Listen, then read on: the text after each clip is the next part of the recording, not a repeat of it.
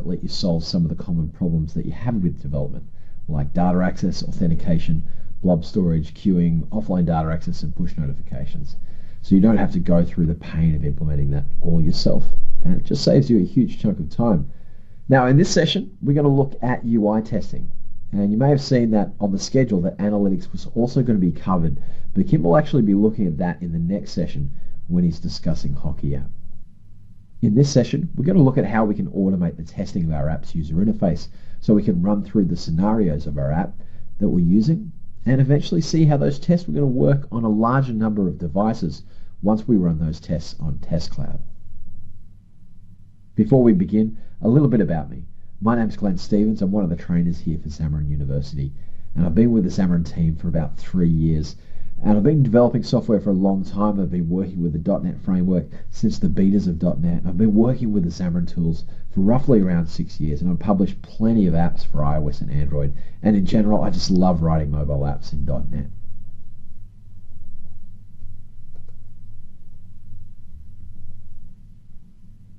Now, Xamarin University is the place to go for the most comprehensive and up-to-date Xamarin-focused training. And we have over 70 live online classes. We have self-guided learning on some of our certification courses.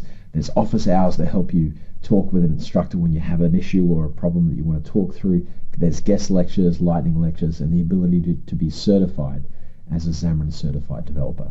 So why not start a trial and see how Xamarin University can help you?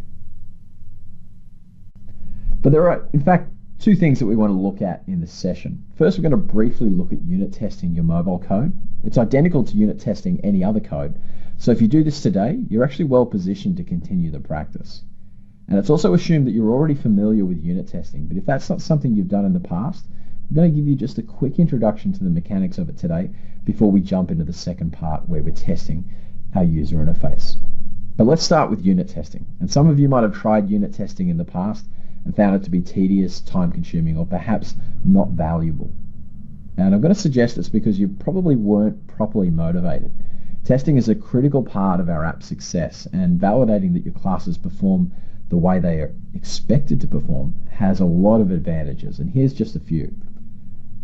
So first off, unit testing reduces bugs, and this is less of a consideration today with the advent of smart IDEs, better frameworks, but it's still a valid point. And it's particularly useful in library code, which is shared across apps or platforms. But it's not as helpful if you're only testing what you've written. For example, unit tests should be written to test the intended result of the code based on the design and not on the code itself. Now, it can also provide helpful documentation on your methods. So it can provide insight to new members of the team as to what a method is supposed to do. And when companies are acquired and a software audit is performed, missing or incomplete unit tests will actually downgrade the viability of a code base. Next, they can also reduce the cost of change, and code, particularly shared code, tends to be refactored, updated, and changed over time. And this can reduce the fear a developer has about making changes because they don't completely understand the code that they're changing. And unit tests are an essential part of validating these changes and ensuring that problems introduced by changes are caught earlier. And then finally, adding unit tests can improve your app's design and architecture. So writing unit tests forces you to step back and think about what each method is supposed to do. So when a unit test is hard to write, it often means that you don't understand the requirements or that the method you're testing is too complex with too many side effects and it should be refactored to simplify it. Now, unit tests are designed to be modular and to work independently of other tests, and as a result they should be repeatable and fast so you can run the same test without changes, and you should expect that you'd receive the same result. Unit tests should also be isolated and focused, so only test the system under test, and only one thing at a time. They should be self-contained, so you don't want to rely on external information or complex configuration. They should be independent of other tests, so you should be able to run them in parallel. They should also be fast, or else we won't run them, because we don't really want to wait around for unit tests to finish if it's going to take forever. And they also should be repeatable, so given the same data, they should always get the same result. And they should also be maintainable, so they should be well documented and also self-evident. Now, modern unit testing requires that your unit tests exist in an existing framework. And these frameworks allow for testing a number of unit tests together and monitoring their output. And there's a number of different unit testing frameworks available for .NET developers, but the one we're looking at today is NUnit. And NUnit includes support for running tests in a host and can also be used to test functionality of our mobile applications. And there's also support for integration into IDEs like Visual Studio or Xamarin Studio. But we're using Visual Studio today, so while we're using NUnit for today's course, you'll often find other unit test frameworks such as Microsoft Test and XUnit have similar mechanisms and often styles. While there are other unit test frameworks available, Test Cloud currently only supports NUnit up to version 2.6.4, so we're going to be using NUnit going forward today. Now, when you're writing unit tests, keep in mind that you're wanting to test an isolated, very specific behavior in a method. So don't try and test everything about a method with one unit test. You're testing behaviors and not methods. So you should have multiple tests for a single method. So start with testing primary cases, move to edge cases. Testing for success initially is actually more gratifying than testing for failure. So write your tests assuming that the behavior you're testing is already there using the specifications to drive the test creation, not the code in the method that's being tested. So if you're having trouble writing the tests, this can also indicate that the code or behavior is hard to understand. So you might need to revisit requirements or maybe even refactor your solution to make it more testable. So that could actually be an indication of a lack of coupling in the design.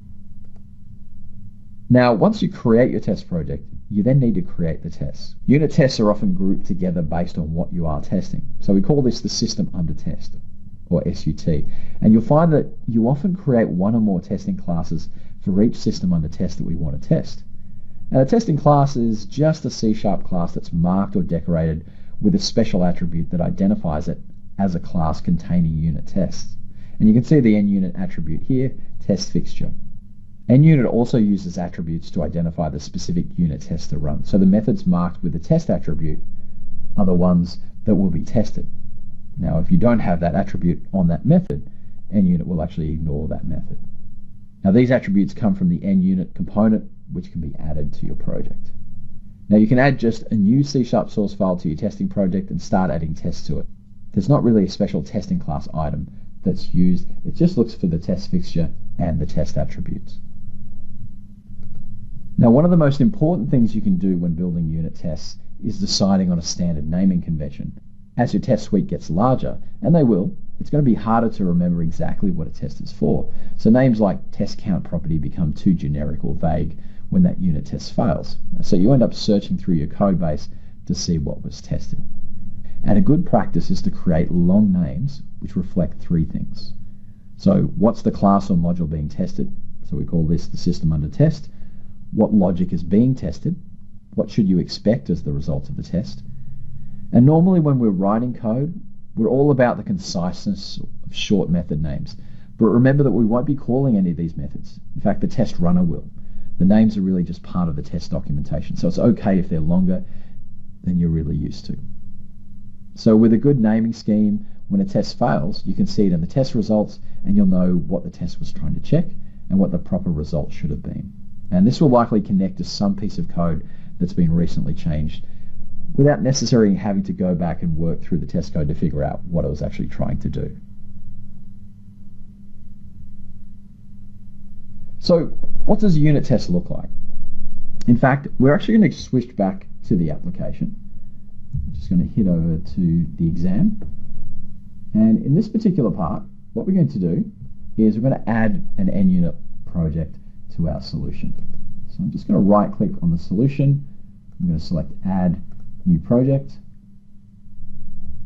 And what I'm really creating is a class library. So we'll just wait for Visual Studio to initialize the templates.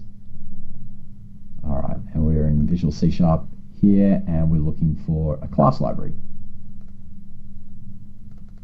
So we're going to create exam type unit tests. And that's our package. And what we'll do is we'll add the NUnit library to that project. So we'll go ahead, manage NuGet packages. So this is just for a generic standalone unit test. So I'm looking for NUnit. How's that though? And it should pop up. Now you'll see the NUnit version 3 and also the 2.64. I actually need NUnit 2.64. Oh, there we are, NUnit. So I'll switch over to 2.64. It's probably a little bit further down. There we go, and we'll install that into our project. And that's fine, nice and installed there. And this is my test here. And I'm just going to quickly rename this test to game tests. So this is going to test the game class that we have in our solution. Now I'll also need to make sure I'm referencing that portable class library in my project as well. So that's the exam portable class library, exam portable class library, just so I can test those particular parts. Now remember, there's a few things that we want to add in here.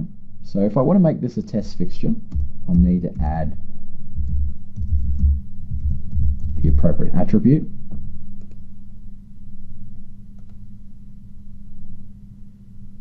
And I'll also need to make sure I'm adding the appropriate type, the attribute there for the test. So I'm going to add a single method here to test the game creation. So I'm going to pass in a fairly long name. So I'm checking for correct initialization, and this should be okay.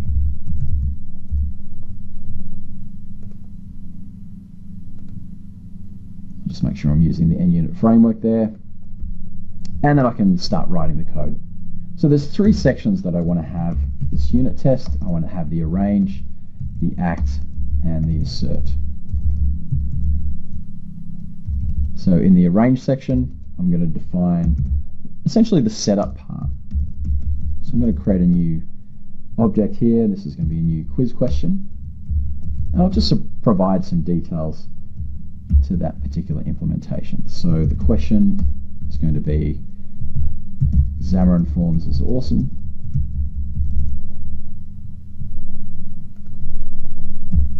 I'll need to provide the answer.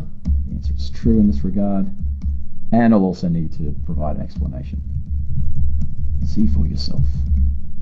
Excellent. So there's our question that we'll be using. Now the act, here we're just going to create a new game object. And the game requires a new list of quiz questions. And I'll just pass in that question there.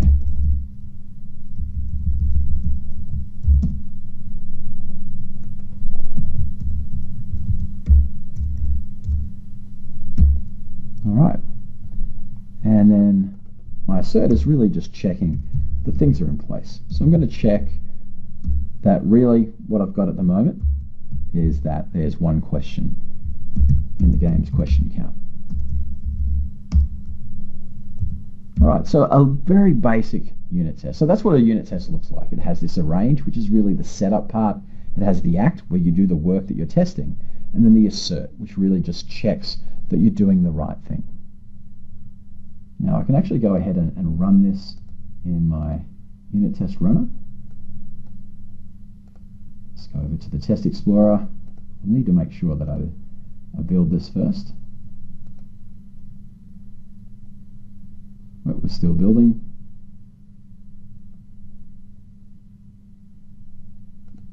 And then I'll go and select Run All. That's going to run the unit test, and I should see the output. If it's successful, I'll get the green light. If it's not, I'll normally get a red cross. So it's just running the test at the moment, just initializing the unit tests.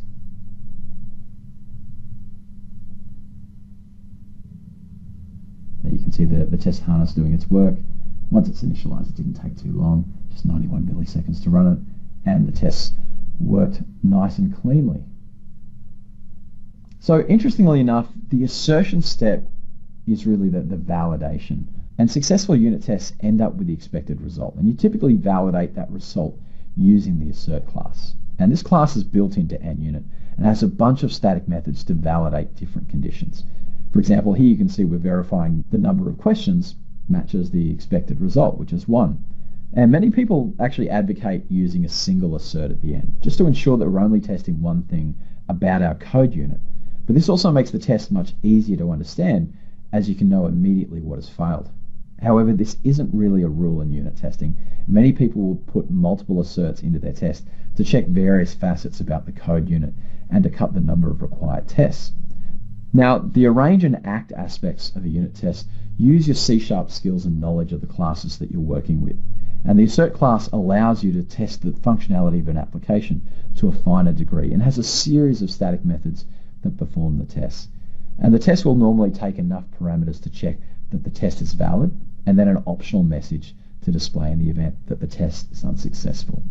So here you can see we're using the R equal, so we're just checking that these values are actually the same as what's expected. But there's plenty of other static methods on the assert class. And you can see a few here, things like R not equal, catch, so you can actually deliberately see what to do with an exception. You can see if values are greater or greater than or equal to, and there's plenty of great values, is not null, is empty, contains, there's plenty of options. And really, at the end of the day, all it's really doing is just checking a condition.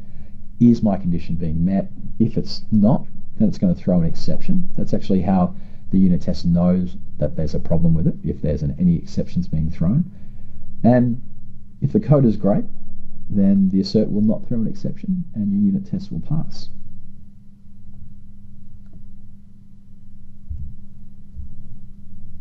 Now, unit testing is an important part of the testing strategy to validate that individual methods and sections of your code operate correctly under isolation. And it's been around a long time, so most of you are likely either doing it today or at least are familiar with it. And maybe you might be using another framework like MS Test, so you could add unit tests to your applications if you wanted to. However, it's not the only kind of testing that we want to perform. Another type of testing is UI testing. And this is where we put our apps through the paces by interacting with the user interface. And this is a form of outside-in testing where we drive the user interface by interacting with the app. So we tap buttons, we enter text, and respond to prompts to verify the app behaves properly and that it does what we expect it to. Now, this form of testing is extremely important, but it's often done manually and also without a structured, repeatable plan. And it's often where you just test out the part of the app that you just changed, and you don't try it on every possible hardware or operating system combination. But it's important in the mobile space, particularly because there's so many combination of devices and platforms out there that our apps are going to target. And this is particularly true for Android, where there's over 10,000 devices supporting Android 2.3 or higher. But iOS is actually becoming more fragmented as well. So performing UI testing also reveals problems with size assumptions. So the text might be cut off or not visible without scrolling. You might have designed for a regular screen, but not noticed that the application doesn't present very well on smaller or larger screens. So UI testing can also reveal compatibility issues, so places where we use an API that's unavailable on a specific operating system level. So doing this manually is expensive, so we're going to talk about what we can do to automate our tests using Xamarin UI Test. So Xamarin UI Test is an automated testing library that allows you to directly interact with the user interface for both iOS and Android applications. So you can query the user interface and find out information about the controls on the screen and then use that information in your tests. So you can even drive functionality on the screen by entering text or clicking buttons. And it lets you harness the power of your .NET skills using C# or F# if you're an F# developer to create readable first-class acceptance test code right in Visual Studio. And you can then take those tests and run them locally in your simulator or on your physical devices and get the results in the same testing harness UI that you use for unit tests. Now, Xamarin UI Test is based on Calabash, one of the world's most popular automated testing frameworks for mobile apps. And this framework presents a uniform interface to cross-platform testing for any iOS or Android app, including non-Xamarin applications and even hybrid apps that leverage HTML and CSS in web views. So to give you an idea of what you can do with UI Test, let's look at the code on the slide. So here we've got several commands in code that are being executed against the user interface. So we're tapping on a button, so we're tapping on the button which has got the text add, and that's actually the plus symbol in the top right on the home screen. You can see that one there. We're then entering text into the first UI text field that's found on the screen, and we're entering the text get milk, and now we're hitting the control with the save text. And that's going through a user interface action. So the code's automating the user interface so we don't have to manually perform these steps.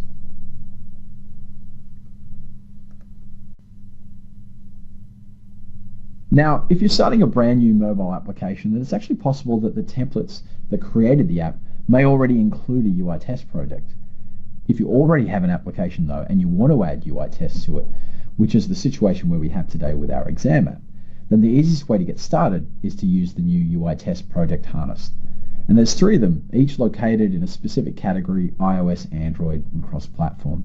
And you can see some cross-platform options which can create a UI test which can be shared between different mobile projects. And it separates out the initializer logic into a shared piece of code for iOS and Android, and then executes the UI tests for both platforms using 2 test fixture attributes, one for each platform.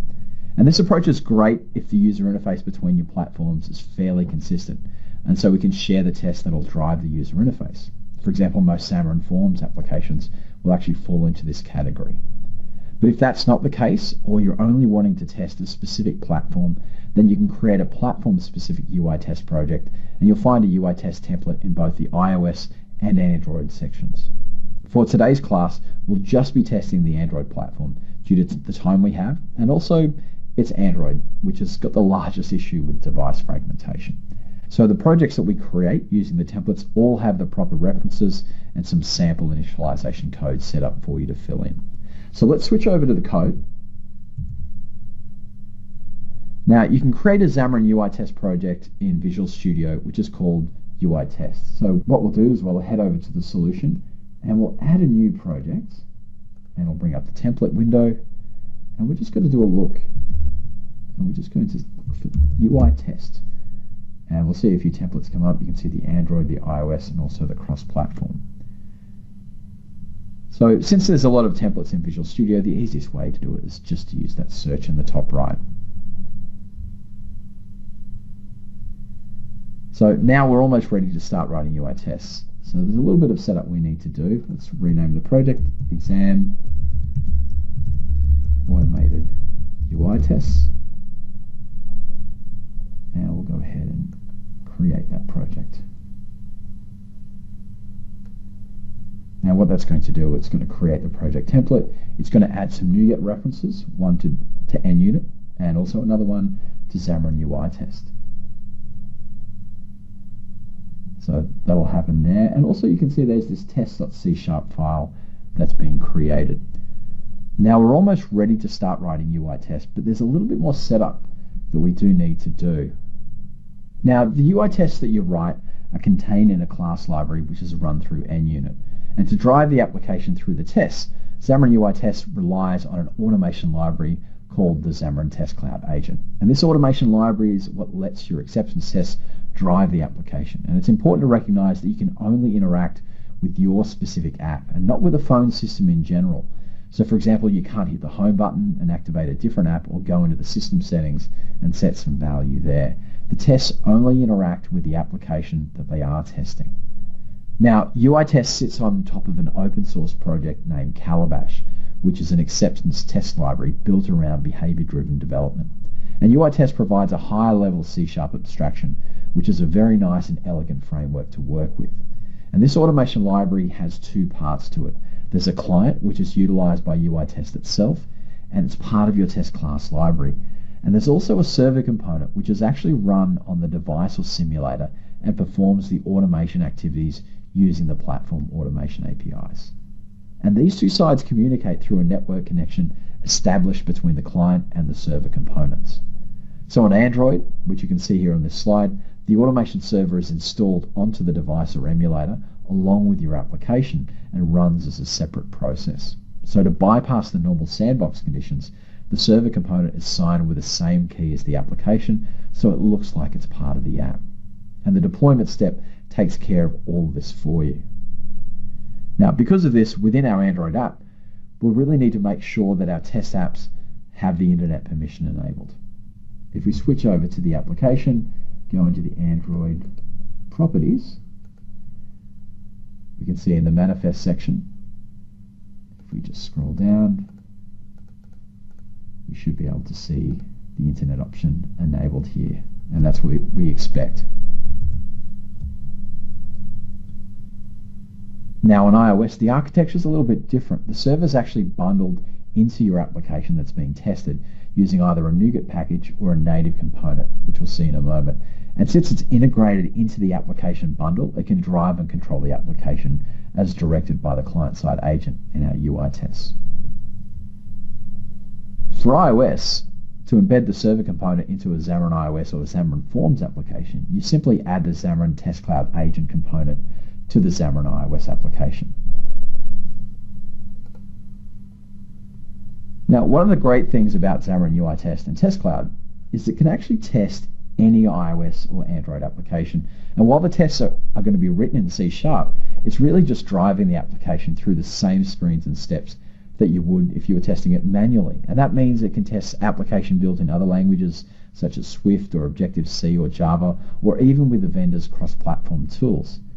Now for Xcode-based apps, we'll still need to embed the automation server in our app. However, we can't include a NUnit package because that's a .NET thing. So we have to embed Calabash using the Objective-C library that you can grab from GitHub. And the same library can be added to a Swift application to allow it to be automated with UI test. Now there's also some steps to initialize the UI test framework itself. So we need to define what application we want to test, how to locate it, and then ask UI test to start the app. Now all of this is done in the template projects through an NUnit setup method, which is executed prior to each test method.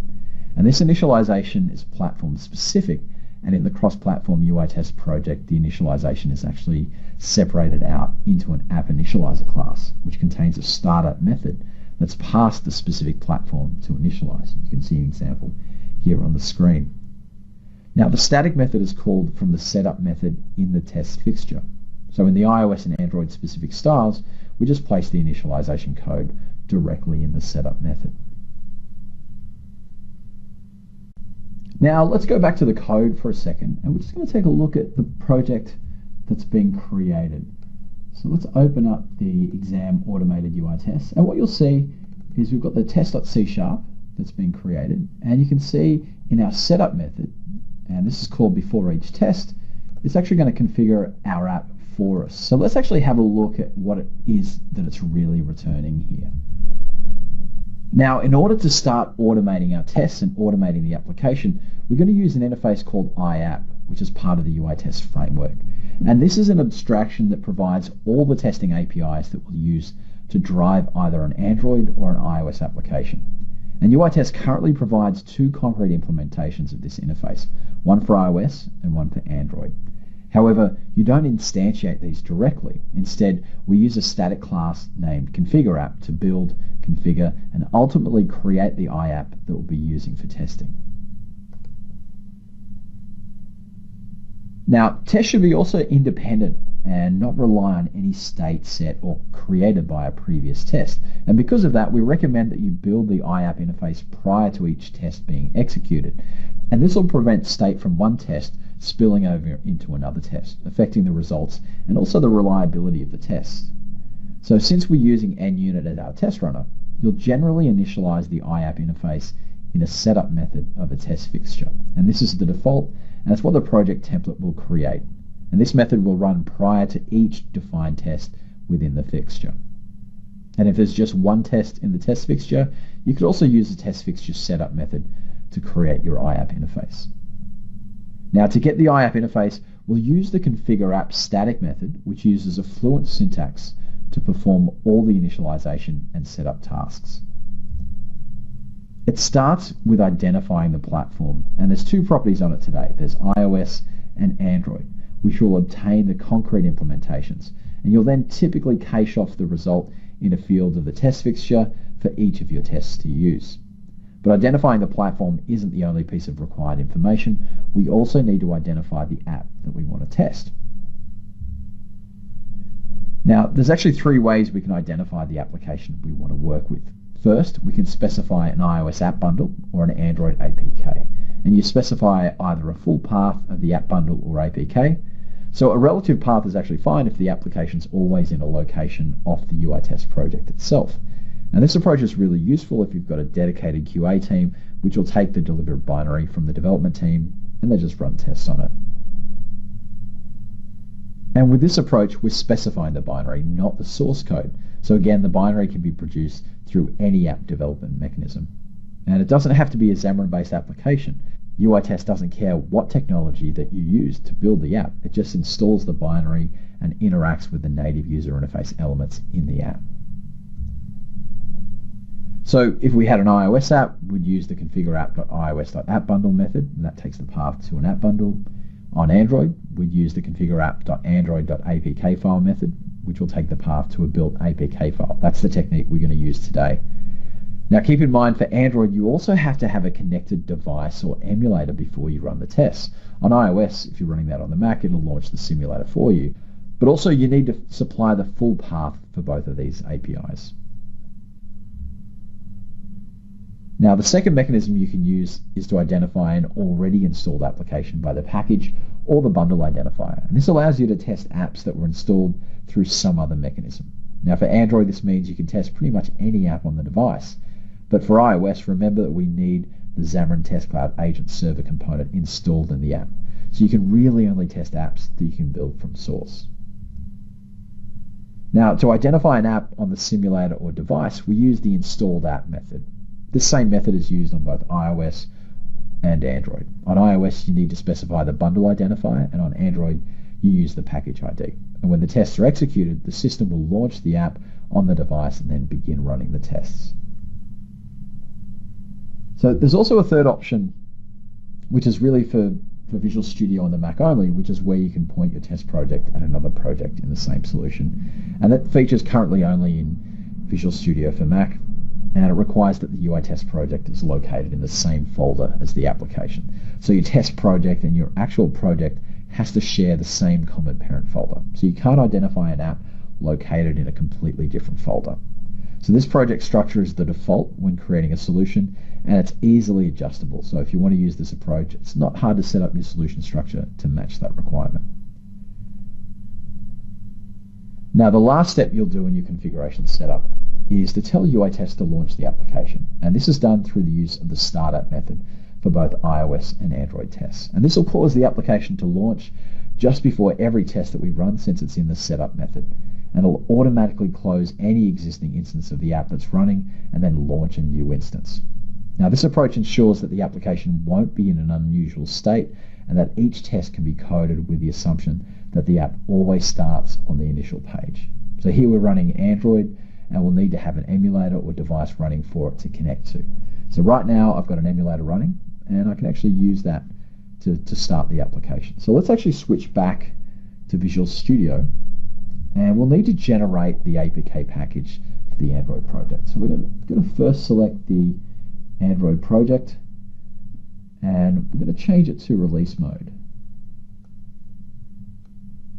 And we're going to make sure that it's got all the configuration correct before we build this project. So let's go into properties for that solution. Now, we've already made sure that the internet permission's there for testing. That's good. Now, we also want to make sure that we're not using the shared runtime. That's good. So that should be the default for release mode anyway. Now, also in the advanced option, we want to make sure that we've got all the processes that we're testing with. So when we work with Test Cloud a little bit later, we want to make sure that we have all the processor types selected, because Test Cloud actually does have all devices of those types. So that's good. So let's go ahead and we'll do the build, and we'll select archive for the release mode. And that's actually going to go ahead and build the APK file that we can use for our testing.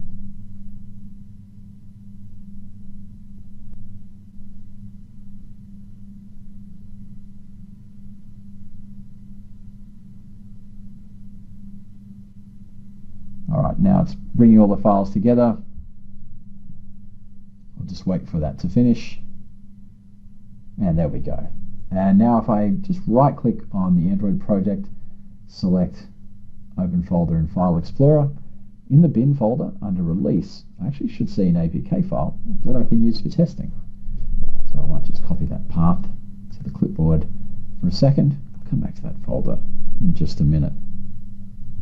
Heading back to our code base for a second, let's actually go into our tests, and here we can see I need the APK file that I'm going to specify. I can certainly paste in that location. Switch back to the folder, I'll just copy the file name.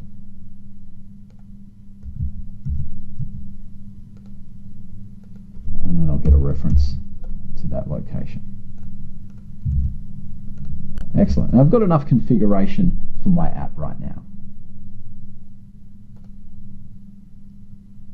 Now, as you've seen, Xamarin UI tests are run as NUnit tests. So if you're already familiar with NUnit, you can create an automated test very easily in order to control the UI of your app.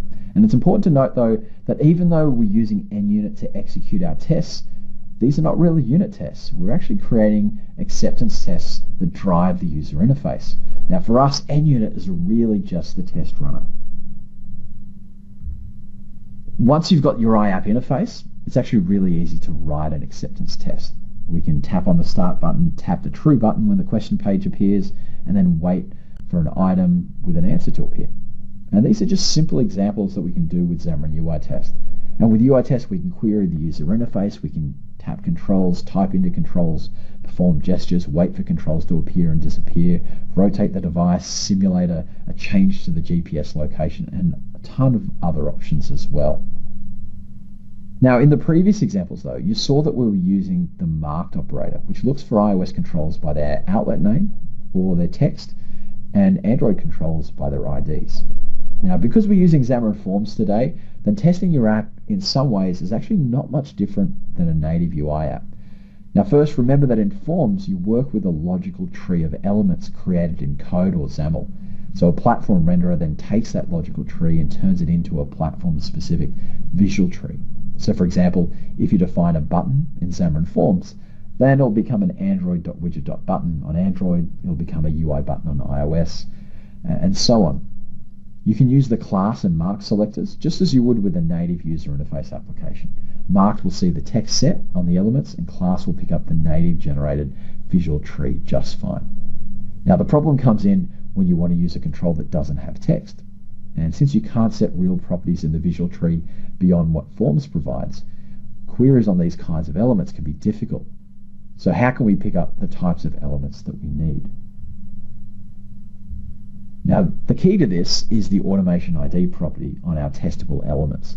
And this property was specifically added to Xamarin Forms to enable UI testing. And Forms automatically sets this value for some of the built-in visual elements added to your application, such as navigation bars and master detail containers. And when the platform renderer sees the automation ID property, it automatically copies the value into the native control so it can be located with a mark selector. So on Android, the automation ID property is copied to the content description property of the platform control, and on iOS it's applied to the accessibility identifier for the native iOS control. So keep in mind that even though Xamarin Forms supports Windows, UI Test doesn't. So you'll be limited to just the iOS and Android apps at this time. This is actually the point where we're going to edit our application just to add some automation IDs so we can automate our application. Remember, if we were using Xamarin iOS or Xamarin Android, we'd typically use the outlets in iOS or the controls in Android. So let's switch back to our application and just go ahead and edit the portable class library. So on the home page, you can see here the home page is generated in code. What we'll need to do is add an automation ID equals, and we'll call this start exam button. Excellent. So there's our automation ID set for that control. Now on the question page, which is defined in XAML, there's a few elements we need to add. So I'm going to add an ID to the grid, and I'm going to call that question page.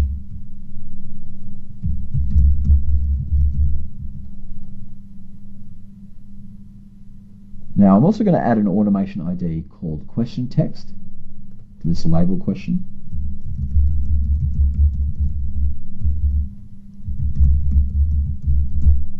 And for all the buttons, I'm going to add an automation ID as well. So for the true button, That will be called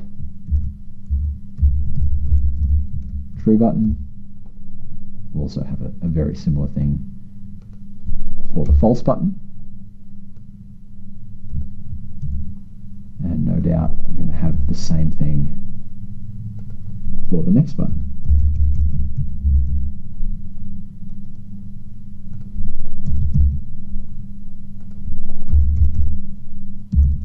And there's one more element I want to add an automation ID to, and that's the label response.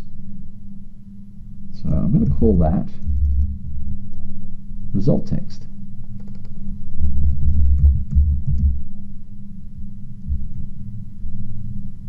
Now, our last page is the review page, and we'll add just an automation ID into that label that's being created. So here we'll call this particular control result text.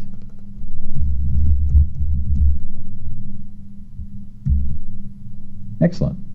So now all the elements that we'll be interacting with and examining will have automation IDs, so we can use them to control and inspect those particular controls. Now all the elements that we'll be interacting with and examining have automation IDs.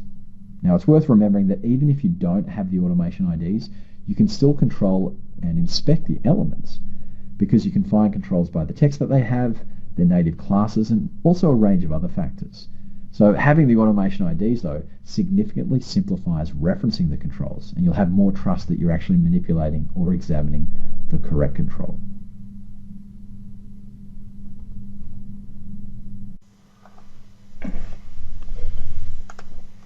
Now, since we're using NUnit to write the acceptance tests, we can just execute the NUnit console runner to run them as well.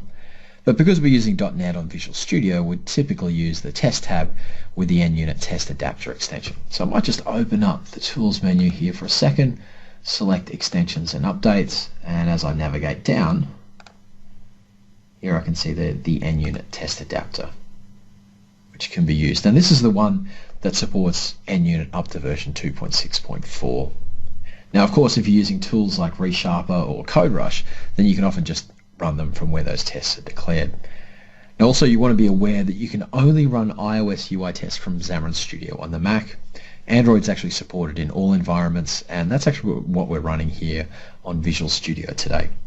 But something else that's important to note is that Xamarin UI tests expect that you're running your device with the default options. So I tend to reset my simulator just to make sure the latest version is copied over. So sometimes the simulator doesn't deploy the app properly, or you may have changed configuration settings from what UI tests expects. Now, when you're starting out with UI tests, it can be a little bit overwhelming to identify controls and create the tests that drive the application. Now, a really good place to start is the interactive REPL. And if you've not heard of a REPL before, REPL stands for Read, Evaluate, Print, Loop, and it allows you to try out queries and interact with the user interface in real time. So just think of it like a breakpoint in your application where you explore and interact with the user interface of your connected app.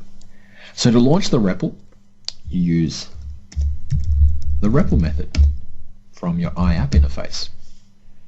Now, the application should just launch and then run our app, like you can see here in the setup section, and then launch directly to the REPL. So let's go ahead and run that test. And this will launch a console window where you can type in UI test commands and queries. Now keep in mind that this feature is only implemented for local tests. So here the REPL's launched, and we can see that the REPL is really just the command prompt connecting to the app. So the feature's really only actually implemented for local UI tests. When you're running this in Test Cloud, any call to app.REPL will be ignored. So one of the first commands that you'll probably want to execute in the REPL is the tree command. And that'll show the user interface of your application that you're testing, and it'll give you an idea of what you can interact with. So let's use the REPL, and we'll take a look at the tree to see what's happening. And here already we can see that automation ID taking effect. We can see that label start exam button on that button. So we can do a few things with that. For example, like we could select app.tap and then pass in the start exam button and hit return there. And you can see on the user interface of the application. It's just tapped on that start button, and that's given us an entirely new screen. And on this screen, I can type in the tree command again, and I can see the other operations too. So you can see there's the question text, the true button, the false button. So in this case, let's actually do a similar thing. Instead of a start exam button, we'll just tap on the true button. Excellent, and we can see a few things that are happening there as well. So that's a really great mechanism for interacting with the user interface. So in addition, we can also look for some other elements as well. I could use some other commands. If I type in app and then use the full stop, you can see the list of all the UI test commands that I can execute. I could clear some text, I can navigate backwards. In fact, let's try the back button. And that'll actually go back to the previous screen, and then I'm back on the start exam button again. So this is great. And I might even use some other operations as well. I might wait for an element to appear. Now that element might be something like the start exam button. And I can see it there, and here's all the details that have come through about that button as well. So these are great options that we can use within our application. And once we've finished writing the tests, just even using the REPL, we can then use the copy command from the REPL to copy all of the commands that we've executed directly. And you can, of course, copy them right from the terminal or command window, but the REPL has this great feature to take your entire command history and then just copy it to the clipboard for you.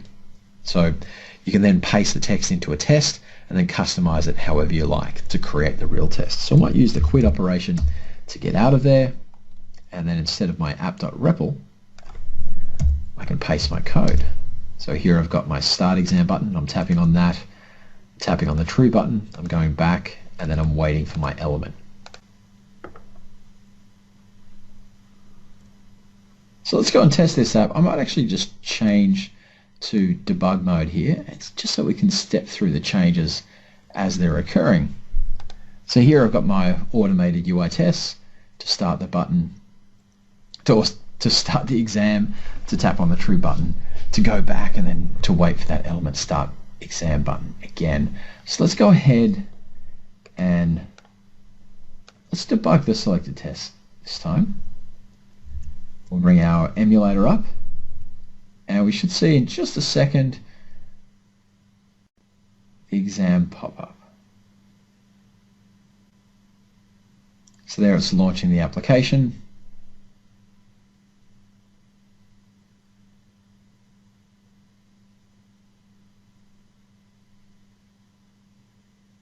You can see our breakpoint being hit. And we can actually just step through the code. We see it's tapped on the button. From here I might just continue running the app. So it's tapped on the true, gone back. You can see the user interface is automated to that extent, and I can stop the application from running here. It'll stop in just a second anyway once the test runner is finished, and we can see we've got an executing UI test here. Now for all the other features of your application, you just repeat those steps. For every test that you want to write, typically you'd use the REPL, you'd examine the user interface elements, you'd mimic the commands that you want to execute, perform those, and when they work, you add them into your unit test code, and it makes for a great experience. And you essentially repeat those process. You'll have assertion statements towards the end of your test, just to make sure things like the user interface elements have the same kinds of text that you're after as well.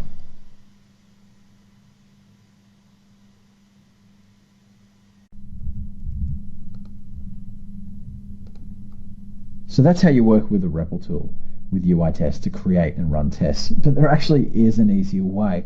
One of the new features that was introduced just recently is the Xamarin Test Recorder.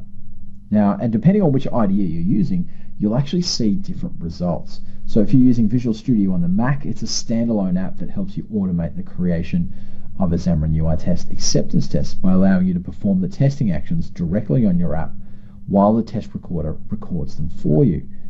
Now on Windows with Visual Studio, it's available as an add-in where you can interact with your application and it'll add code directly into the Visual Studio editor as you're performing the operations. So just keep in mind that the test recorder is only available for those with the enterprise licenses of Visual Studio. Now you can download the test recorder from the developer.xamarin.com/guide/testcloud/test recorder, and based on the operating system that you're running, you'll be presented with the appropriate tooling and instructions. But for Windows, you'll need to download the test recorder as part of the add-ins and extensions in Visual Studio. So navigate to the Tools and Extensions window. Let's pop back here for a second. Tools, Extensions, and Updates. And then what you'll need to do is just to look online and just do a quick look for the test recorder.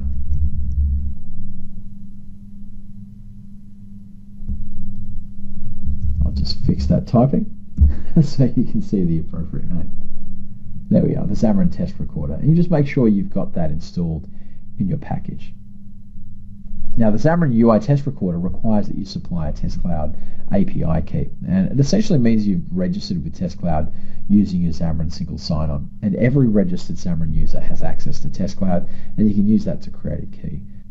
So this only supports iOS and Android. iOS requires iOS 8 and above, and Android requires Android 4.3 or above.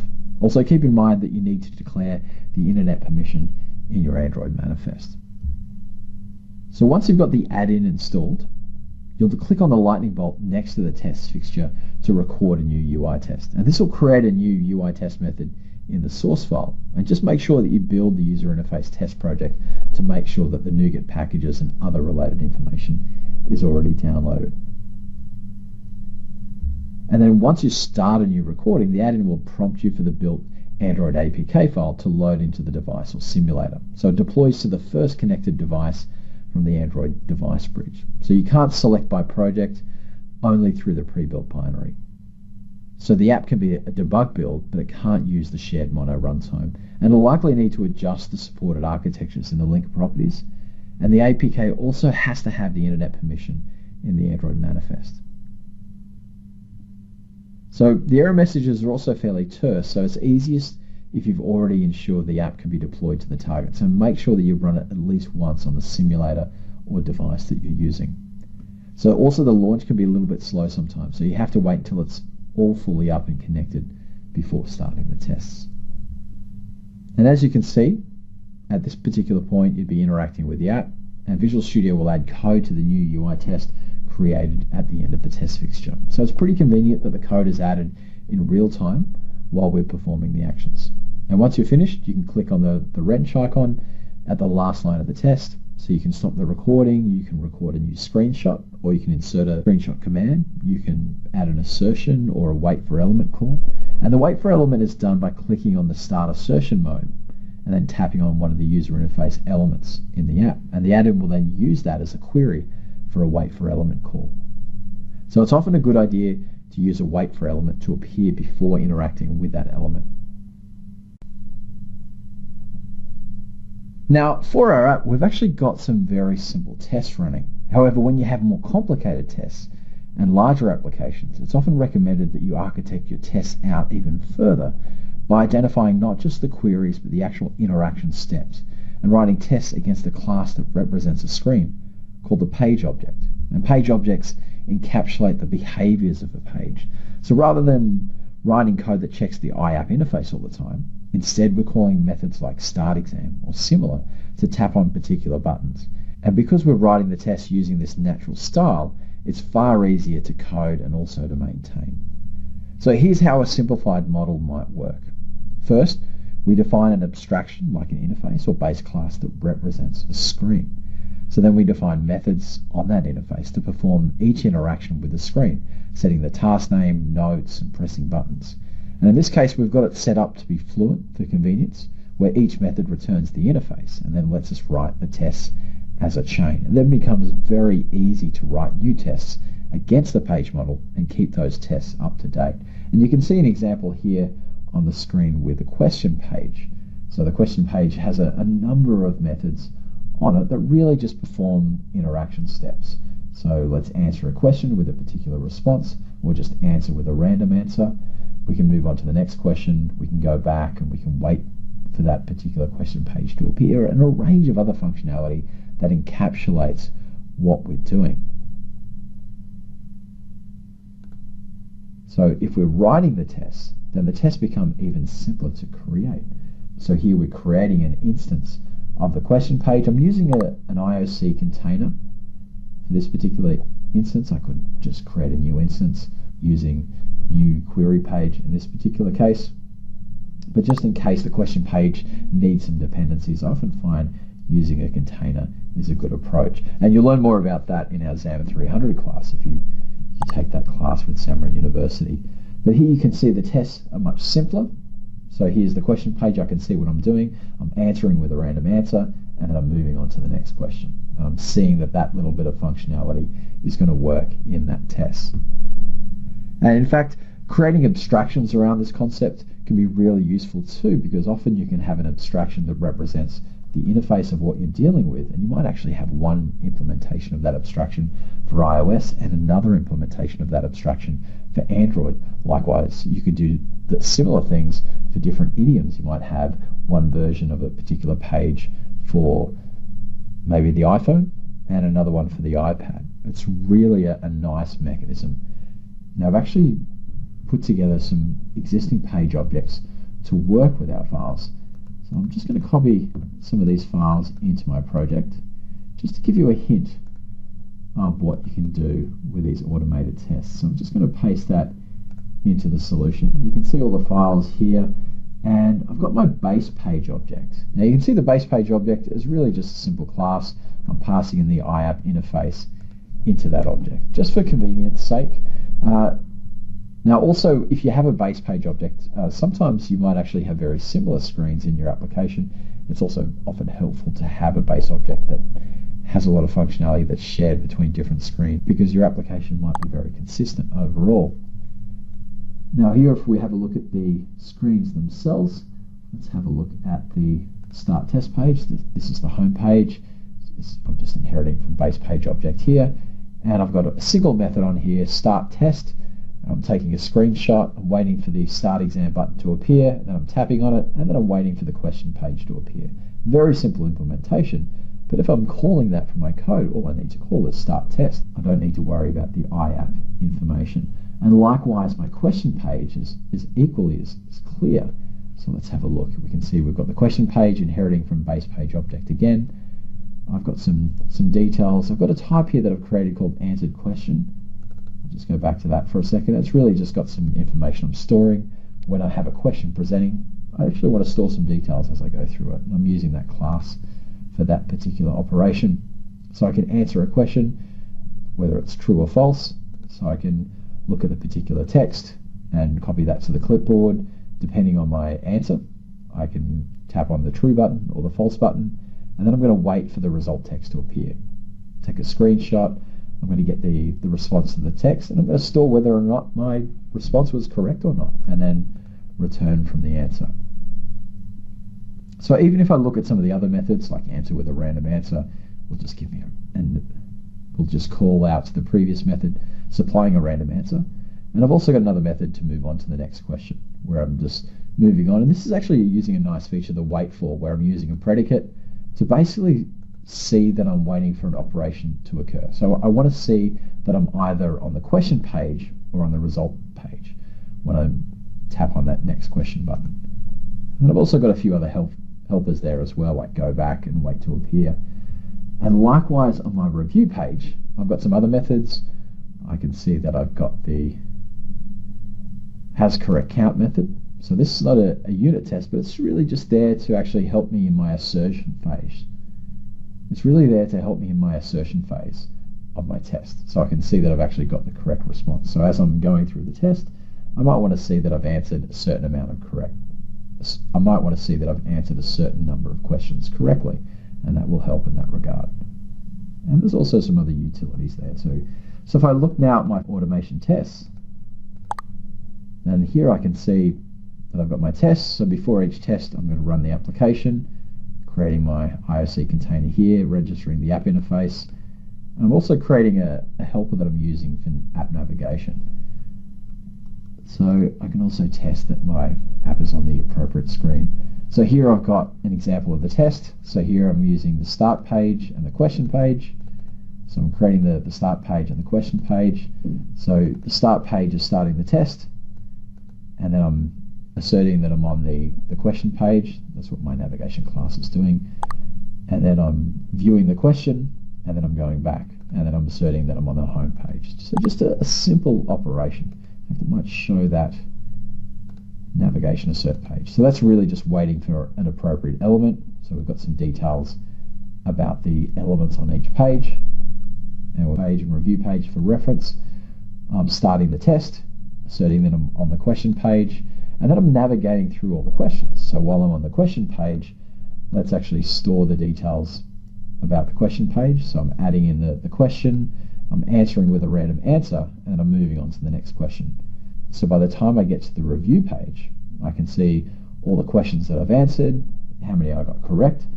So on my review page, I'm able to assert that I've answered correctly the appropriate number of questions. All right, well that brings us to Xamarin Test Cloud. Now Xamarin Test Cloud is a cloud-based mobile acceptance testing service that you can use to deploy your apps and user interface tests to hundreds, actually thousands of physical devices. There's nearly close to 2,500 devices on Xamarin Test Cloud. And the Test Cloud team is constantly adding and provisioning new devices, and you can get an update on the total device count and device breakdown by visiting testcloud.xamarin.com/devices. In fact, let's go there now. You can see the huge number of devices that they have available. Close to 2,500 devices, lots of Android, lots of iOS devices, different form factors and different operating systems for you to test on. Now, once you've actually built your reference tests that you're running on local devices or simulators, you can upload those to Test Cloud to actually see how they're going to perform on a wider range of devices. And the portal allows you to configure your applications, your tests, and also the people and users who can execute them and view the results. So to access the portal, you need to log in or create an account on Test Cloud. Now, the first step in using Test Cloud is to log into the portal. So I've already logged in here. You can see some of the tests I've already created and also some of the sample tests too. I'm going to switch back to Visual Studio for a second. Now, Test Cloud has a great bank of iOS and Android devices that you can use to test your apps on, really without having to pay for or maintain any of these devices yourselves. Now, Test Cloud has a bank of iOS and Android devices that you can test your apps on without having to pay for and maintain all of those devices yourselves.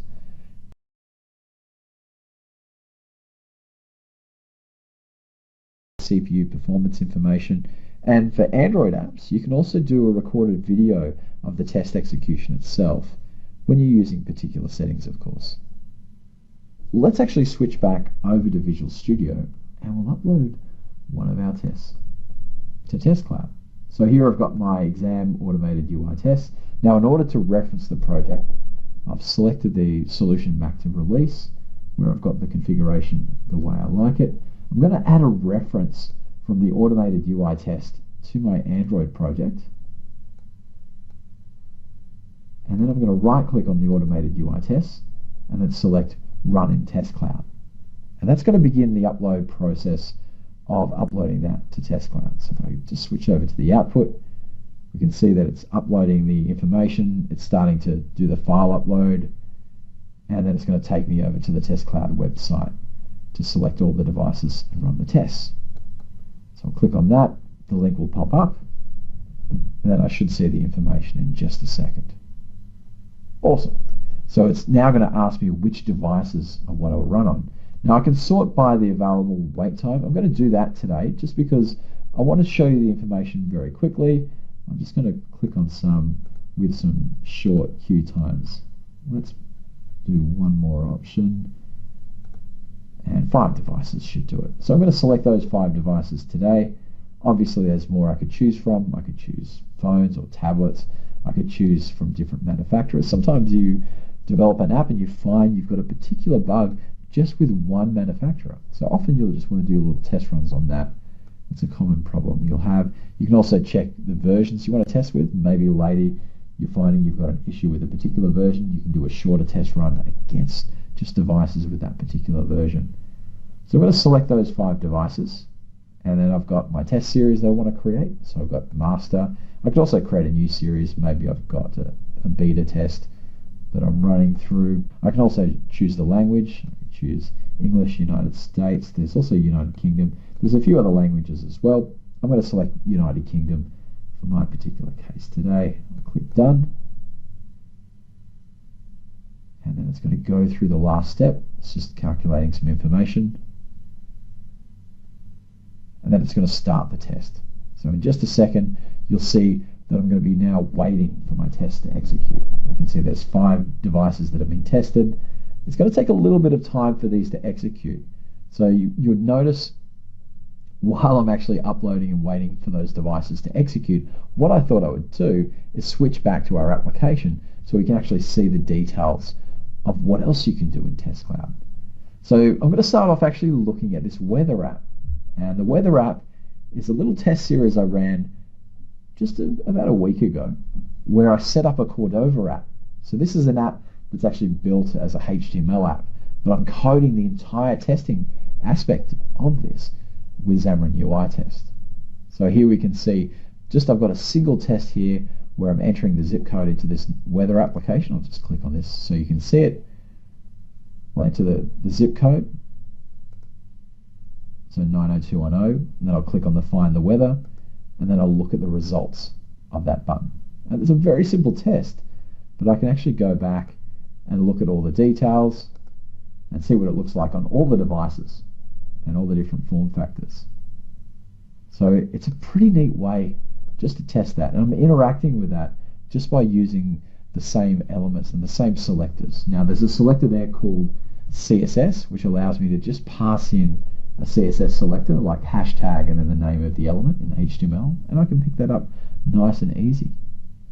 Now one of the other features I thought I'd show you about Xamarin UI Test is the ability to actually do video recording for Android devices. So I'm going to open up this test of Tasky Pro, and I've set up the tests here, and some are deliberately failing here. I didn't want to show everything being successful, so when they do fail, I can see that little lightning bolt going, well, okay, well there's something going wrong there. And I can click on the details of that test. I can look at the device log. I can look at the test failures. So I can see some of the inner details. I can see where it failed. I can see a basic stack trace. And then I can use that information to go back in my app and debug through the process. Now if I just switch back to the test run, I might click on one that actually worked. Let's click on this Moto G. And I can see the screenshot here of this Tasky Pro app. I can click on the playback, and I can actually play a video of what was happening when I was automating this test. So sometimes if you just get the feedback of it just passed or it failed, it's not as easy to work out what was actually occurring on the screen. So here it's running through the test. It's just doing a little bit of setup, so it's probably installing the application on the device at this point in time. And in just a second, probably should start seeing the app launching and interacting with it. And of course, I could use the controls to actually get to a point where I can see the user interface. There we are, about the 139 point. So let's play that video there, and we can see now that the task detail screen's there, and we're entering appropriate information into that screen. And it should be hitting the save button about now. Excellent. So that's my test running. I can see what's happening while it's being used. It's a really nice feature indeed. And of course I can do that on all the other devices. So let's actually go back to the Test Cloud portal, and let's have a look and see how our exam is going. So here's a look at the test data, and we can actually see the tests that are running here on the left hand side. So we can see that the first test, which is just the simple one of starting the test, then viewing the question, then hitting the back button. And we can see all the screenshots for all of those steps as we walk through. And we can click on an individual device to inspect that in more detail if we had a failure. We can also see things like the memory usage, see how much each operation is taking. So let's have a look at the start test. How much memory are we using when we're viewing the question? What's the CPU like? Little things like that. It's all great information. Now, obviously, in a more complicated test, in this particular case, when I'm answering any question, I'm actually recording that and taking a screenshot and giving it a different title. So I can look at each individual question as part of my UI test as well. In fact, I'll look a little bit closer at the motor G. I can answer that last question and I can review the answers. That's a nice little way to run our tests in Test Cloud and see what they're like on a wider range of devices.